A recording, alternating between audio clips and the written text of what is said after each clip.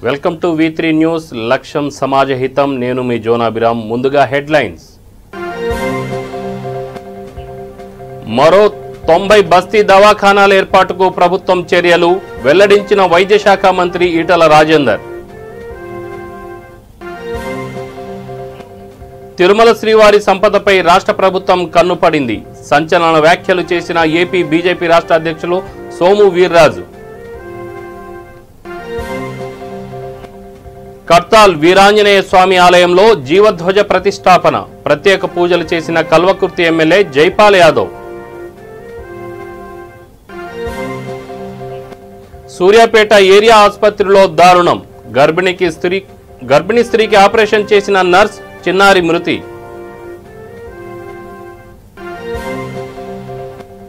దుండిగల్లో ఘోర ప్రమాదం గోడను ఢీకొట్టి యువకుడు దుర్మరణం ఇక వార్తల విశేషానికి వస్తే బస్తీ దవాఖానాల్లో అన్ని రకాల పరీక్షలకు నమూనాలు సేకరించి అందరికీ మెరుగైన వైద్యం అందిస్తామని వైద్య శాఖ మంత్రి ఈటల రాజేందర్ అన్నారు కుత్బుల్లాపూర్ దత్తాత్రేయ నగర్లో స్థానిక ఎమ్మెల్యే వివేకానంద గౌడ్తో కలిసి బస్తీ దవాఖాను ప్రారంభించారు మంత్రి ఈ సందర్భంగా ఆయన మాట్లాడుతూ బస్తీ దవాఖానాలో మందుల కొరత ఉండబోదని దవాఖానా నిత్యం తెరిచే ఉంటుందని తెలిపారు అదనంగా మరో 90 బస్తీ దవాఖానాల ఏర్పాటుకు ప్రభుత్వం సిద్ధంగా ఉందని పేర్కొన్నారు ఈ కార్యక్రమంలో ఎమ్మెల్సీ షంబీపూర్ రాజు వైద్యాధికారులు పాల్గొన్నారు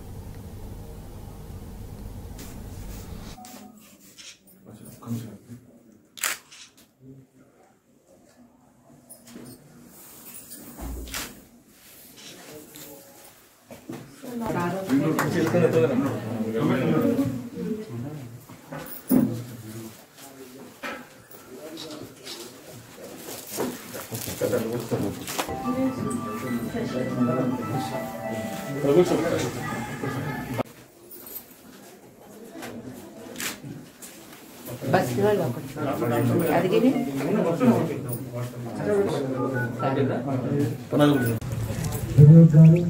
गौरव शासनसभ्युలు అదేవిధంగా గౌరవ ఎమ్మెల్సీ రాజు గారు మీ కార్పొరేటర్ గారు నాయకులు మా ప్రజలకి ఒక మంచి దవాఖానా ఉండాలి మా ఊళ్ళో రెక్కల కష్టం మీద బతికేవాళ్ళు కాబట్టి పనులకు పోకుండా జీవనం లేదు కాబట్టి మాకు ఒక దవాఖానా ఇక్కడే ఉంటే బాగుంటుందని చెప్పేది కోరిందో దాని ప్రకారంగా ఈ బస్తీ దవాఖానా ఏర్పాటు చేయడం జరిగింది ఈ సందర్భంగా మీ అందరూ కూడా శుభాకాంక్షలు తెలియజేస్తాను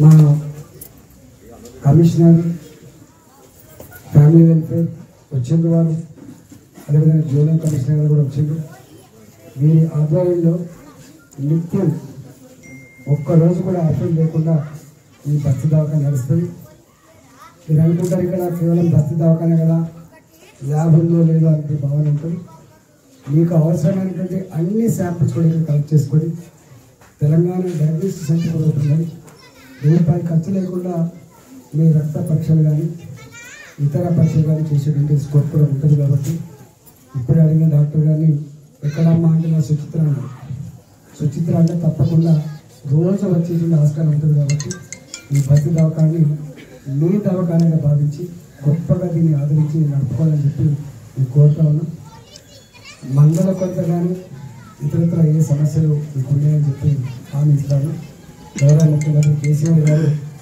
ఈ పట్టణాలలో బస్తీ వాసులకు ఉచితంగా సేవలు అందించడం దృక్పథంలో భాగంగానే ఈ బస్తీ దవాఖానా రూపొందుతా ఉంది ఇప్పటికే తెలంగాణ రాష్ట్ర ప్రభుత్వం హైదరాబాద్ నగరంలో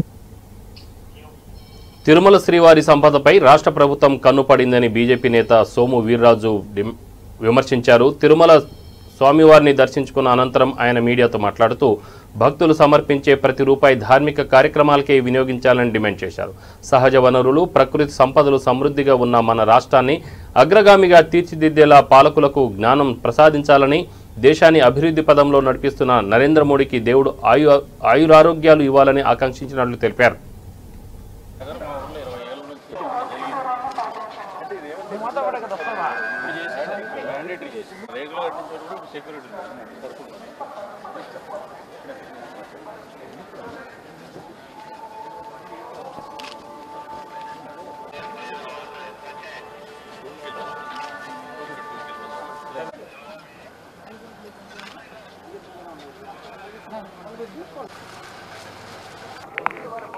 వెంకటేశ్వర స్వామి వారిని ఆంధ్రప్రదేశ్ భారతదేశంలోనే సహజ వనరులు ఉన్నటువంటి ఆంధ్ర రాష్ట్రాన్ని అభివృద్ధికి సహకరించాలని, ఒక మంచి అభివృద్ధి భారతదేశ రాష్ట్రాల్లో ఆంధ్ర రాష్ట్రాన్ని ఒక నెంబర్ 1 రాష్ట్రంగా తీర్చిదిద్దడానికి గల అనేక రంగాలు, రాయలసీమ, రత్నాలసీమ,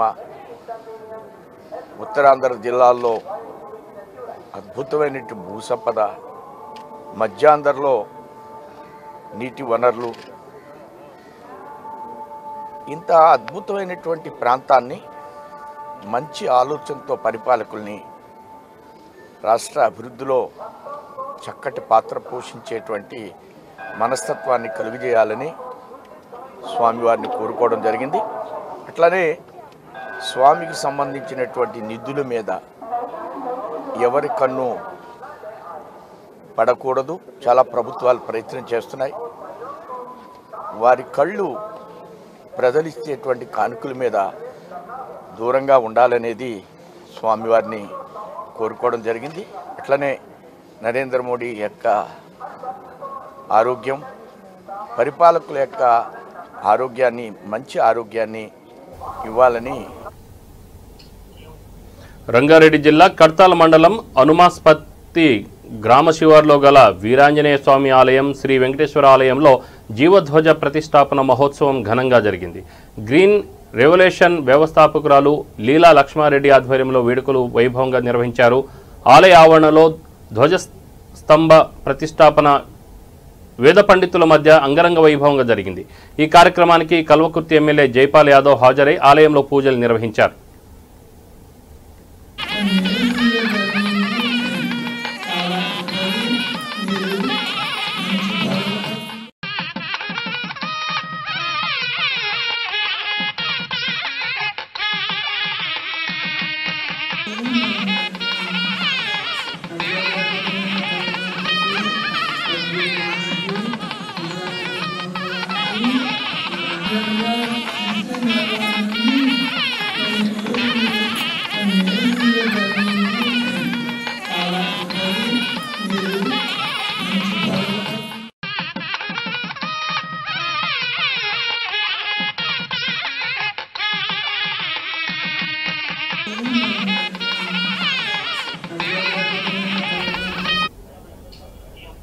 సూర్యాపేట ఏరియా ఆసుపత్రిలో దారుణం సంభవించింది. ప్రసవం కోసం వచ్చిన మహిళకు వైద్యం చేయడానికి డాక్టర్లు లేకపోవడంతో చిన్నారి మృతి చెందింది.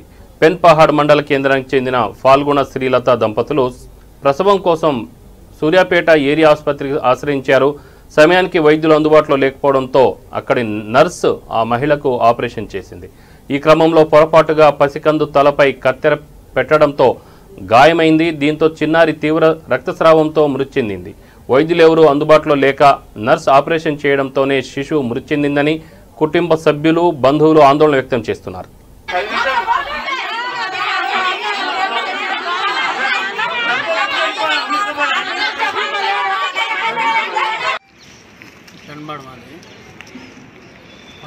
పదకొండు బాకు ఏరియా హాస్పిటల్ తీసుకొచ్చింది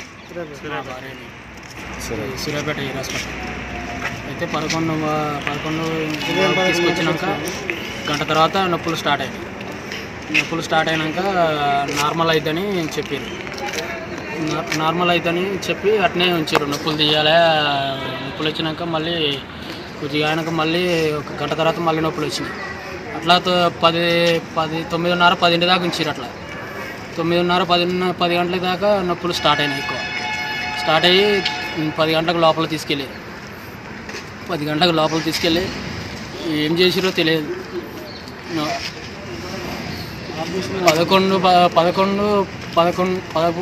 గంటల 11 నిమిషాలకి బాబు ఫస్ట్ ఏడవటం వచ్చింది.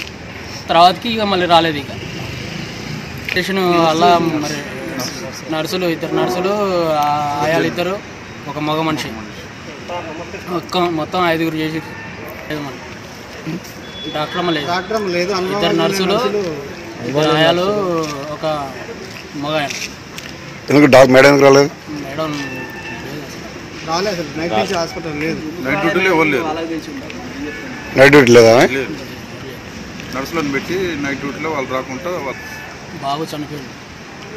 ఇట్లా చనిపోయిండు బాబు, సేమ్ అంతే. నర్సులకు తెలియక కొత్త వాళ్ళు ఆపరేషన్ చేసిరు. సరైన డాక్టర్ గారు లేక నర్సులకు గొప్ప చెప్తే నర్సులు చేయరాని విద్య చేసి బాబుని కత్తెరతో కట్ చేయబోయి బాబుని తల కట్ చేసి బాబుని ప్రాణం తీసిరు. తలకు బలమైన గాయం.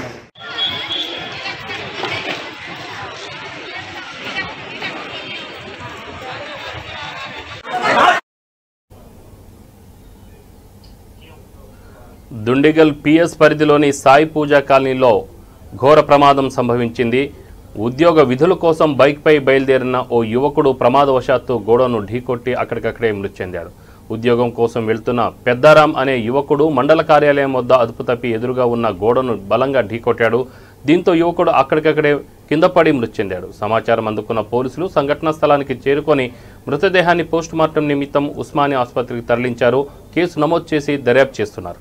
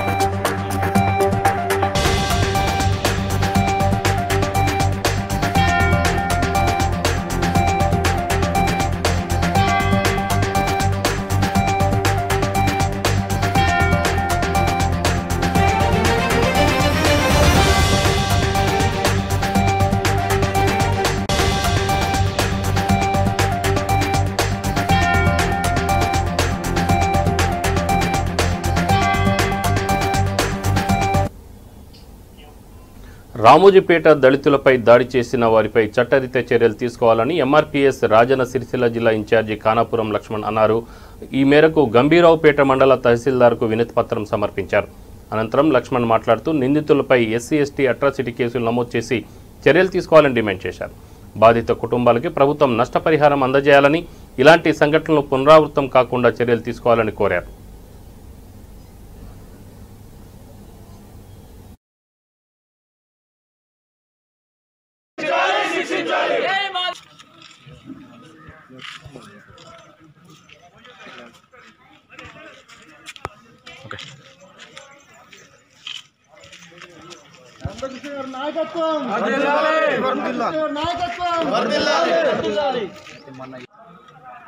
మరి ఎంఆర్పిఎస్ అలాగే మరి మాదిగ యువజన సంఘం అట్లాగే మాదిగ కుల బాంధవులందరితోటి గౌరవశ్రీ మందకృష్ణ మాదిగ ఇచ్చిన పిలుపు మేరకు అక్టోబర్ 25 నాడు ఇల్లంతకుంట మండలం రామోజీపేటలో మరి మాదిగలపై దసరా నాడు మరి దాడి చేసినటువంటి గుండాలను మరి ఇంకా కొంతమందిని అరెస్ట్ చేయకుండా జాప్యం చేస్తున్నట్టు నిరసనగా తెలియజేస్తూ మరి అరెస్ట్ చేసేంత వరకు ఆ మాదిగలకు న్యాయం జరిగేంత వరకు ఎంఆర్పిఎస్ ఆధ్వర్యంలో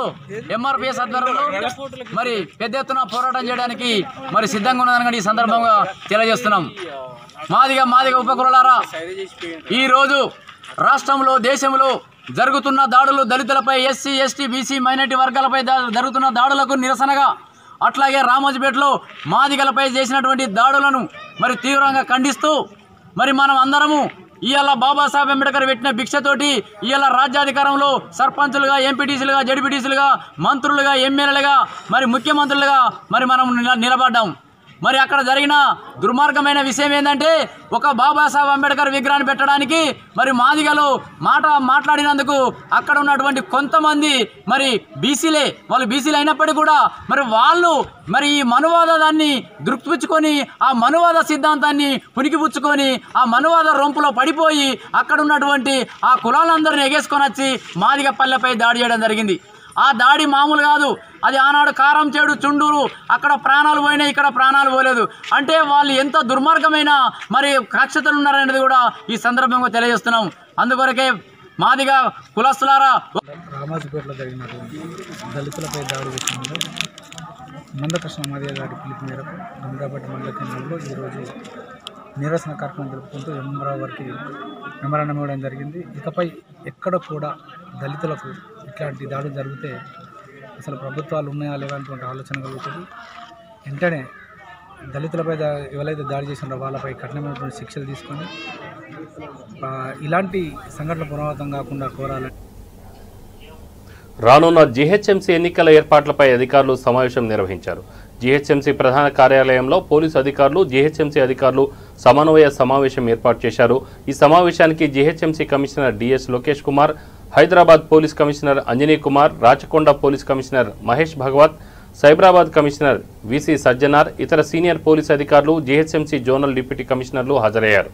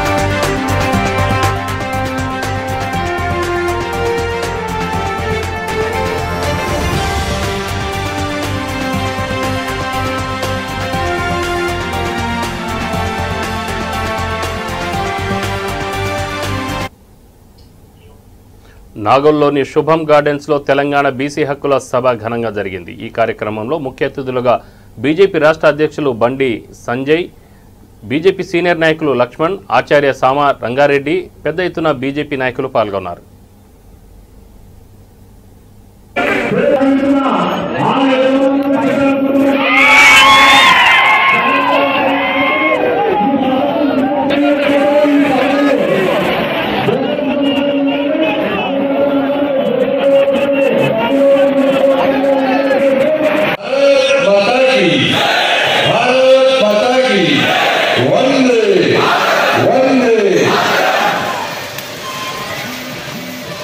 బీసీల గోడ ఎక్కడానికి, బీసీల గోడు చదివించడానికి సోదరుడు భాస్కర్ గారు, నేటి కార్యక్రమం ముఖ్య అతిథి గవర్నమెంట్ పెద్దలు, ఓబీసీ మోర్చా జాతీయ అధ్యక్షులు డాక్టర్ కె లక్ష్మణ్ గారు, జాతీయ బీసీ కమిషన్ సభ్యులు, గవర్నమెంట్ పెద్దలు గారు, భారతీయ జనతా పార్టీ రాష్ట్ర అధికార వేదిక పడండి. చాలా సంతోషం. టీఆర్ఎస్ పార్టీకి భయపడే టీఆర్ఎస్ పార్టీకి విజయాలు వచ్చేసేది. అందుకే మరొకసారి జిహెచ్ఎంసీ ఎన్నికలో దుబ్బాక ప్రజల తీర్పును మరొకసారి జిహెచ్ఎంసీ ప్రజలకు తెలియాలని చెప్పి ఈరోజు సోదరుడు భాస్కర్ గారి నేతృత్వంలో ఈ సభ నిర్వహిస్తా ఉన్నాం. రాష్ట్ర ముఖ్యమంత్రి బీసీల బాధలు పడ్డారు, పేదల బాధలు పడ్డారు, పేదల వెలుగుకి రాష్ట్ర ముఖ్యమంత్రి, పేదల బాధలు పట్టించుకోని ముఖ్యమంత్రి రాష్ట్ర ముఖ్యమంత్రి. ఒకప్పుడు పాస్పోర్ట్ బ్రోకర్ రాష్ట్ర ముఖ్యమంత్రి, పాస్పోర్ట్ బ్రోకర్ రాష్ట్ర ముఖ్యమంత్రి అంటే కోటీశ్వరులు కోట్లు గడిచి పేదల రక్తం ఇచ్చే ముఖ్యమంత్రికి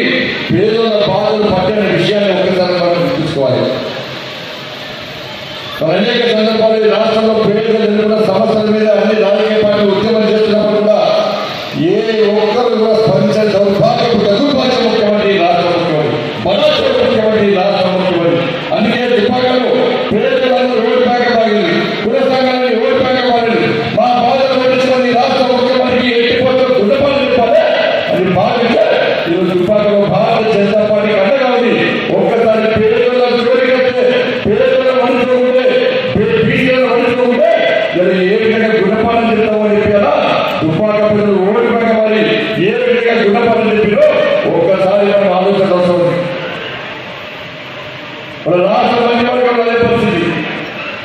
మన రాష్ట్ర అధ్యక్షుడిగా భారతీయ జనతా పార్టీ అధ్యక్షుడిగా ఒక బీసీలను గుర్తించి మన జాతీయ పార్టీలను గుర్తించింది కాదు. దేశానికి ప్రధానమంత్రి మన నరేంద్ర మోడీ గారు, మన రాష్ట్ర ముఖ్యమంత్రి నేను ఇవాళ సభ చేస్తున్నా. నీకు తమ్ముంటే నీకు బీసీల ప్రేమ ఉంటే నీ పార్టీ అధ్యక్షుడి ఒక బీసీగా నియమించాలో అప్పుడు బీసీలు ఒకసారి రాష్ట్ర ముఖ్యమంత్రి చూస్తున్నారు. దళితులు ముఖ్యమంత్రి చేస్తున్నారు. దళితులు పేదలు కదా ముఖ్యమంత్రి. బీసీలకు దళితులకు ఎస్సీ వర్గాలకు కదా 3 ఎకరాల భూమి 3 ఎకరాలు ఇస్తే 2 లక్షల ఎకరాలు కదా 3 ఎకరాలు ఇచ్చే ప్రయత్నం చేయలేదు. వనపర్తి జిల్లా కొత్తకోట మండలం మిరాషిపల్లి గ్రామంలో నిర్మించిన డబుల్ బెడ్రూమ్ ఇళ్లను కాంగ్రెస్ నాయకులు పరిశీలించారు. ఇళ్లు నిర్మించి 5 సంవత్సరాలు గడిచినా ఇప్పటివరకు లబ్ధిదారులకు అందించలేదని వారు ఆగ్రహం వ్యక్తం చేస్తున్నారు. గ్రామంలో ఎందరో ఇళ్లు లేని పేదలు ఉన్నారని, వారికి నిర్మాణం పూర్తయిన ఇల్లు అందించాలని వారు డిమాండ్ చేశారు.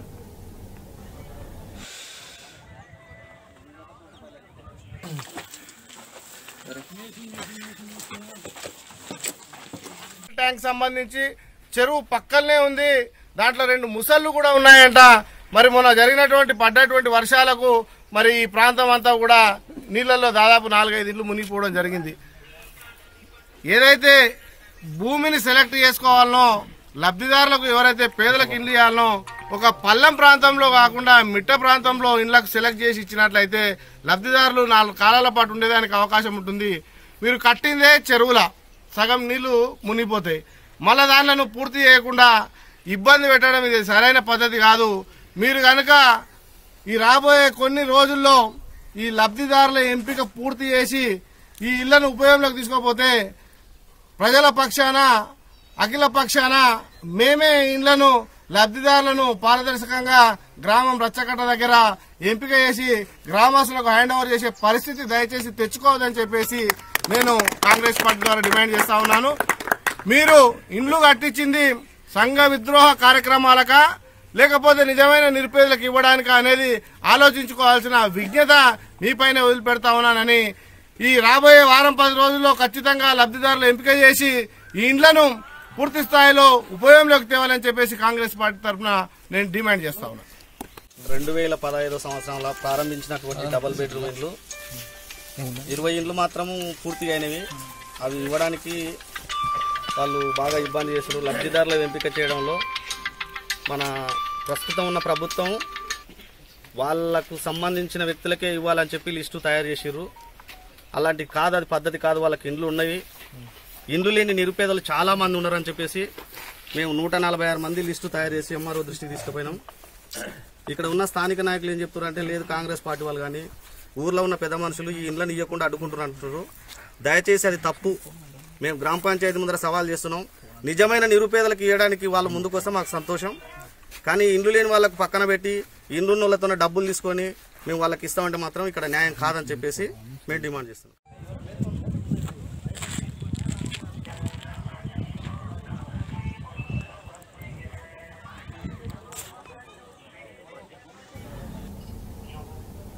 కామారెడ్డి జిల్లా కేంద్రంలోని ఆర్ఎండ్బి గెస్ట్ హౌస్లో ప్రజా విద్యార్థి వామపక్షాల సంఘాల ఆధ్వర్యంలో రౌండ్ టేబుల్ సమావేశం నిర్వహించారు. ప్రభుత్వ డిగ్రీ కళాశాల ఆస్తులను పరిరక్షించాలని డిమాండ్ చేస్తూ ఈ సమావేశం ఏర్పాటు చేశారు. అధికార పార్టీకి చెందిన కౌన్సిలర్లు డిగ్రీ కళాశాల ఆస్తులను కబ్జా చేసే ప్రయత్నం చేస్తున్నారని, దీన్ని అడ్డుకున్న విద్యార్థి సంఘాలపై దౌర్జన్యం చేస్తూ భయభ్రాంతులకు గురి చేస్తున్నారని వారు ఆరోపించారు. దీనిపై కామారెడ్డి ఎమ్మెల్యే ప్రభుత్వ విప్ గంప గోవర్ధన్, జిల్లా కలెక్టర్ శరత్, ఇతర జిల్లా అధికారులు స్పందించి కళాశాల భూములను కబ్జాకు గురి కాకుండా కాపాడాలని, లేని ఎడల జేఏసీ విద్యార్థి సంఘాల ఆధ్వర్యంలో పెద్ద ఎత్తున ఆందోళన చేస్తామని హెచ్చరించారు. సుదీర్ఘకాలం 35 సంవత్సరాలుగా కొట్లాడి కాలేజ్ భూముల్ని కాలేజ్ పేరు మీద రిజిస్ట్రేషన్ చేసుకున్న తర్వాత మళ్ళీ ఇప్పుడు కాలేజ్ భూములు కబ్జాకు గురి కావడం అనేది బాధాకరమైన విషయం. ఎందుకంటే దూరదర్శన్ రిలే కేంద్రం పక్కనే ఉన్నటువంటి బిట్ ఏదైతే ఉందో ఆ బిట్టులో మున్సిపల్ కౌన్సిలర్ల భర్తలు కలిపి కబ్జాకు పాల్పడుతున్నటువంటి పరిస్థితి ఉంది. అక్కడ మొన్న బీడీఎస్ఎఫ్ నాయకులు విఠల్ స్టాలిన్ పోయి మీరు ఎందుకు చేస్తున్నారు అని చెప్పేసి అడిగితే మీరెవరు అడగడానికి, ఇది మా జాగా, మా ఇష్టం, ఇది మున్సిపల్ పరిధిలోకి వచ్చిన జాగా, మున్సిపల్ జాగా, ఎక్కువ మాట్లాడితే మిమ్మల్ని చంపుతామని చెప్పి బెదిరించినటువంటి పరిస్థితి ఉంది. ఇక్కడ మిమ్మల్ని కొట్టినా తన్నినా అడిగేవాడు ఎవరు లేడు, ఏం చేసుకుంటారో చేసుకోండి, ఖచ్చితంగా కబ్జా చేసి చూపిస్తామని చెప్పేసి ఒక జులుం ప్రదర్శించినటువంటి పరిస్థితి గడ్డం చంద్రశేఖర్ గాని, అట్లాగే జూలూరు సుధాకర్ గాని, మామిళ్ళ వేణుగోపాల్ గాని, వీళ్ళందరూ కూడా అక్కడ ఉండి జులుం చేసి మా విద్యార్థి నాయకుల బండిని గుంజుకొని వాళ్ళ పక్కన పెట్టుకున్నటువంటి పరిస్థితి ఉంది. దీని ముఖ్యంగా డిగ్రీ కాలేజీ ఏర్పడ్డప్పుడు ఈ ప్రాంత ప్రజలు వాళ్ళ కోసం, అంటే ఇక్కడ ఒక పెద్ద విద్యా సంస్థలు ఏర్పడతాయి, లేదు ఇక్కడ ఉన్నటువంటి బీఎస్సీ ఫారెస్ట్ కానీ, బీఎస్సీ ఫిషరీ కానీ, బీఎస్సీ ఆనర్స్ కానీ, ఎక్కడ లేని కోర్సులు ఇక్కడ ఉన్నప్పుడు ఇక్కడ నుంచి చదువుకున్నటువంటి స్టూడెంట్స్ మనం గతంలో చూసినట్లయితే ఇక్కడ పనిచేసినటువంటి జిల్లా కలెక్టర్ గారు కూడా కామారెడ్డి డిగ్రీ కాలేజ్ స్టూడెంట్స్. అంటే ఇక్కడ ఉన్నటువంటి ఎమ్మెల్యేలు కావచ్చు, గతంలో పనిచేసిన ఎమ్మెల్యేలు కావచ్చు, ఇక్కడ డిగ్రీ కాలేజ్ ఉండడం వల్ల కామారెడ్డి ప్రాంత ప్రజలది, ఇక్కడి ప్రాంత ప్రజల యొక్క బిడ్డల చదువుల కోసం ఉపయోగించినటువంటి ఏర్పాటు చేసినటువంటి కాబట్టి 2015 నాడు మేము ఎప్పుడైతే ముఖ్యమంత్రి దగ్గర కేసీఆర్ దగ్గర పోయినప్పుడు ఆయన ఒక మాట చెప్పాడు, ఏంటంటే కాలేజీ కంపౌండ్ చుట్టూ కూడా ఎమ్మెల్యేకు డైరెక్షన్ ఇచ్చాడు, దాని కంపౌండ్, దాన్ని కంచె ఏర్పాటు చేయాలి, కంపౌండ్ ఏర్పాటు చేయాలని చెప్పారు. ఇంతవరకు దాన్ని ఏర్పాటు చేయడం జరుగుతలేదు. దాని మూలంగా ఏంటంటే అనేక మంది కబ్జాదారులు, మరి అధికార పార్టీకి సంబంధించిన వాళ్ళు కబ్జా చేయడానికి ప్రయత్నం చేస్తున్నారు. ఇది పార్క్ అని చెప్పి దాదాపు 600 గజాలు కౌన్సిలర్ గా ఆనాటి 5 మ్యాన్ కమిటీలో ఉన్నటువంటి ముజిబుద్దీన్ గారు ఆ పార్క్ లేకుండా చేసి చివరికి ఒక అపార్ట్మెంట్ నే కట్టినటువంటి పరిస్థితి ఉన్నది. అంటే ఇవాళ ఏం జరుగుతుందంటే ఇది కూడా పార్క్ పేరిట రేపు పొద్దున కబ్జాకు గురవుతుంది. అంటే స్వప్రయోజనాలను ఆశించి వీళ్ళు ప్రభుత్వ భూములను అమ్ముకోవడం జరుగుతూ ఉంది. కాబట్టి తెలంగాణ ఉద్యమం సాగిందే మన ఆస్తుల్ని మన కాపాడుకోవడానికి కొరకే. కాబట్టి ఈ ఆస్తుల విషయంలో గత 2015 వరకు ఒక ఉద్యమం అయితే 2015 నుంచి మరొక ఉద్యమం మొదలవుతుంది. 2015 వరకు జరిగిన ఉద్యమం ఏంటంటే ఆస్తులన్నీ ప్రభుత్వపరం కావాలని చెప్పేసి జరిగినటువంటి ఉద్యమం. దాంట్లో విద్యార్థి సంఘాలు పెద్ద ఎత్తున పోరాటం చేసి అన్ని ప్రజా సంఘాల మద్దతుతో 2015 నాటికి అవి మేనేజ్మెంట్ నుంచి ప్రభుత్వానికి కాలేజ్ పరమైపోయింది. ఏదైతే కాలేజీ ఆస్తులు ఏదైతున్నదో 158 ఎకరాలు 9 గుంటల భూమిని ఇక్కడ ఉన్న ప్రాంతంలో ఉన్నటువంటి వ్యవసాయదారులు ఆ రోజు ఇక్కడ ఉన్నటువంటి విద్యార్థుల కోసము, తమ పిల్లల కోసము వేరే జిల్లాలకు పోకుండా ఈ జిల్లాల నుండి చదువుకుని పైకి రావాలనే ఉద్దేశంతోనే ఆనాడు భూములని ఫ్రీ ఇవ్వడం జరిగింది. ఆ భూములని ఈ రోజు ఏదో ఎక్కడికెళ్ళి వచ్చినటువంటి వ్యక్తులు మరి ఆక్వై చేసుకుని దాన్ని నమ్ముకోవడానికి ప్రయత్నం జరుగుతూ ఉన్నది. అటువంటి బులెటిన్ ముగించే ముందు హెడ్లైన్స్ మరొకసారి. మరో 90 బస్తీ దవాఖానాల ఏర్పాటుకు ప్రభుత్వం చర్యలు వెల్లడించిన వైద్య శాఖ మంత్రి ఈటల రాజేందర్. తిరుమల శ్రీవారి సంపదపై రాష్ట్ర ప్రభుత్వం కన్నుపడింది. సంచలన వ్యాఖ్యలు చేసిన ఏపీ బీజేపీ రాష్ట్ర అధ్యక్షులు సోము వీర్రాజు. కర్తాల్ వీరాంజనేయ స్వామి ఆలయంలో జీవధ్వజ ప్రతిష్టాపన, ప్రత్యేక పూజలు చేసిన కల్వకుర్తి ఎమ్మెల్యే జైపాల్ యాదవ్. సూర్యాపేట ఏరియా ఆసుపత్రిలో దారుణం, గర్భిణీ స్త్రీకి ఆపరేషన్ చేసిన నర్స్, చిన్నారి మృతి.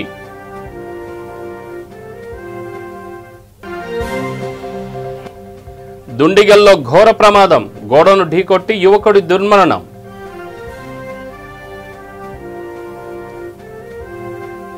ఇవి బులెటిన్ వివరాలు. స్టే ట్యూన్ V3 న్యూస్, లక్ష్యం సమాజహితం.